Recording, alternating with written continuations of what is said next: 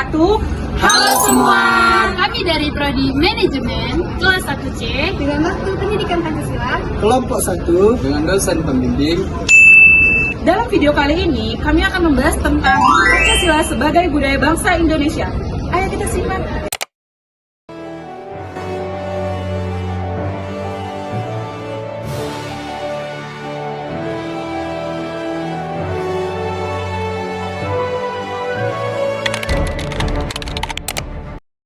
Pancasila bukan hanya sekedar dasar negara, tapi juga cerminan dari kepribadian dan budaya bangsa kita loh. Oh iya, sebenarnya apa sih Pancasila itu? Jadi, Pancasila itu adalah dasar negara Indonesia yang berisi 5 sila. Tapi bukan cuma sekedar tulisan di lambang negara aja ya.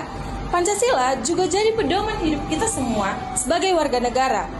Lewat Pancasila, kita diajarkan untuk hidup saling rukun, saling menghargai, dan adil terhadap sesama. Nah, ngomongin asal mulanya, Pancasila itu pertama kali dikemukakan oleh Insinyur Soekarno pada 1 Juni 1945 dalam sidang PPKI. Setelah mengalami penyempurnaan, akhirnya Pancasila ditetapkan sebagai dasar negara pada 18 Agustus 1945. Jadi, bisa dibilang bahwa Pancasila itu lahir dari hasil pemikiran dan kesepakatan para pendiri bangsa. Di asal mula Pancasila nggak cuma itu aja loh, ada asal mula tidak langsungnya juga. Jadi, sebelum Indonesia merdeka, masyarakat kita itu sudah hidup dengan nilai-nilai seperti gotong royong, toleransi, musyawarah, dan keadilan juga. Nilai-nilai itulah yang sudah hidup di Indonesia sebelum merdeka. Dan dari situlah Pancasila terbentuknya sebagai cerminan kepribadian bangsa kita sendiri. Terus, apa sih maksudnya bangsa Indonesia, Pancasila dalam asas? Nah, jadi artinya itu adalah Pancasila kita jadikan sebagai arah hidup dalam segala hal. Mulai dari cara kita berpikir, cara kita bersosialisasi, dan cara kita mengambil keputusan. Jadi, jika semua orang menerapkan nilai-nilai Pancasila dalam hidupnya, maka kehidupan kita pasti akan lebih damai, maju, adil, rukun, dan sejahtera.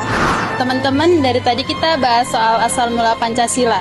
Pernah nggak sih kalian kepikiran selama ini kita cuma tahu Pancasila itu sebagai dasar negara, tapi sebenarnya Pancasila itu juga hidup dalam budaya kehidupan kita sehari-hari loh.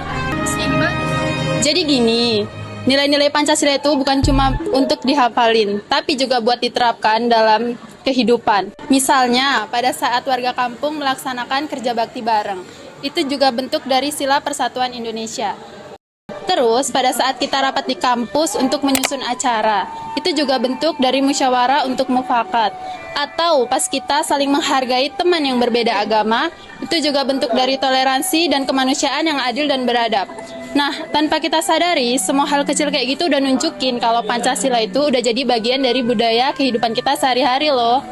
Oh, jadi Pancasila itu nggak cuma teori ya, tapi bisa diterapkan juga. Nah iya, kalau semua orang ngelakuin nilai-nilai Pancasila itu, Indonesia pasti akan lebih maju dan rukun nggak sih?